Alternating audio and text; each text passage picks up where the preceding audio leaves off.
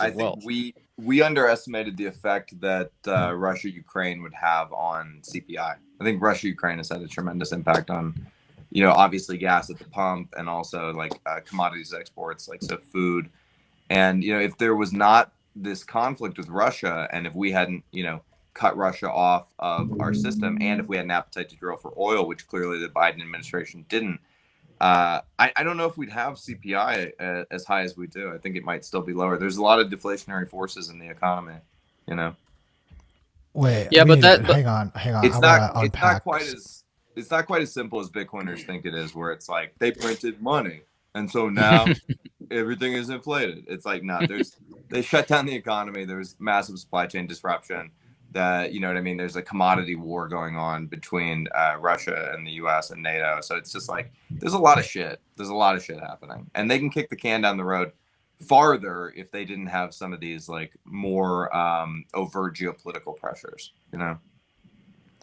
So I'm I'm trying to figure out the way to phrase this in the nicest way possible to someone that I've genuinely just met 30 minutes ago. But we're a country that imports maybe 10% of our oil from Russia. And at the same time, we have sanctioned countries like Iran and Venezuela and limit imports from Saudi Arabia. And we really don't think those have a greater material impact on the price of oil than like I don't buy the Putin price It's hikes. it's The less only of thing, the the only American market and it's more of the European okay, market for oil. fair, fair. Yeah, and that's But having an effect on the euro dollar futures market. It's a whole, everything's daisy chained together. It's a well, very and complicated system. it's also the struggle between China and the West, because China basically had, what was it, 40 years or 30 years of like extreme investment from the US, which China allowed their lower class to be brought up into like first class status or whatever, like higher income middle class status. And I mean, China's gotten massive growth off of this peaceful sort of free market paradigm we've been under, and it almost feels like China, like, everybody knows that this is unsustainable. You cannot just keep printing money and keeping rates low and investing all over the world and expect it to just continue going up forever. So at this point, it feels like we've gotten the most we could get out of this USD like reserve thing, where there's like over a billion people in China and a billion people in India, and like they're not getting any of the benefit from the US dollar as the reserve currency status, and shit's about to hit the fan. It is hitting the fan. So if you're China and you're like trying, if you're thinking about this adversarially, if you're China and you know that there's going to be rough times ahead for you as a country that has to feed a billion people and keep control of people. You've deployed social credit scores. You've got communism that kind of removes people's ability to even think about politics because there is no politics there. It's just the Communist Party. But the shit's about to hit the fan. You want to be treated like a superpower. You want to have more control over global supply trade and relationships with other countries for securing commodities for your people, whatever. United States is trying to continue to be like the policeman of the world and keep the supply trades open and export inflation through the dollar everywhere. But how is that fair to the rest of the world? If you're China and you're like getting the shaft from the export of inflation, you've already benefited massively from the benefit of like having the rest of the world, and especially the United States, export their manufacturing sector to you, and you've gotten all that benefit. Well, that can't that like paradigm is done pretty much. We know that like the shift is like the United States now is trying to encourage all these companies to start building up the factories again up in the United States. So I mean, it is kind of like a battle happening. So you think about it, like, you're going to suffer. If you're China, you're going to suffer. So would you suffer just alone, or would you rather suffer with everybody else suffering too?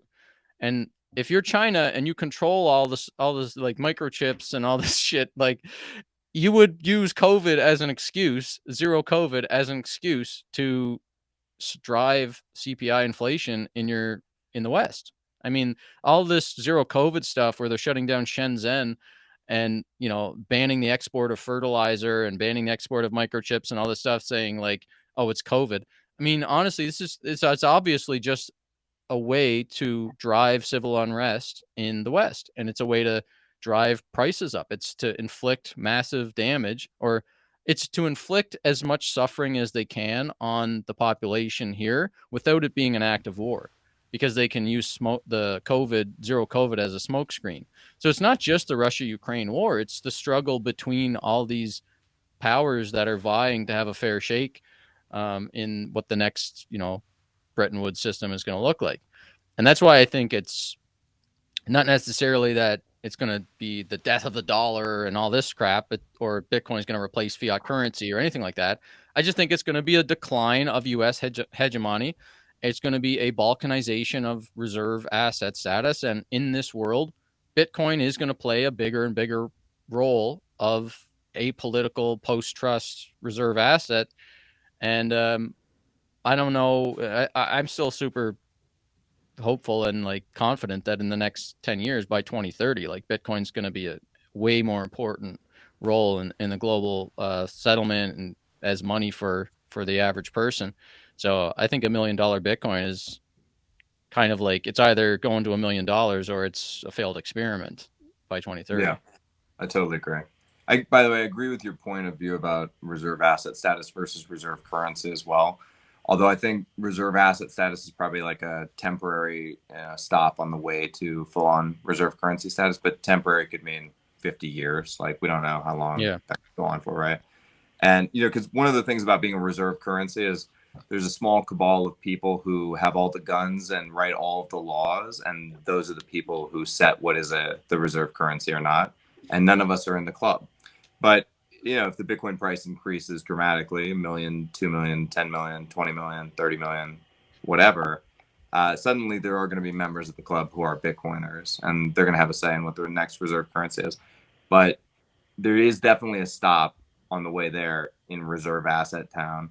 And, you know, at some point we sort of act like a shadow peg between, you know, all of the digital central bank currencies that are coming, right?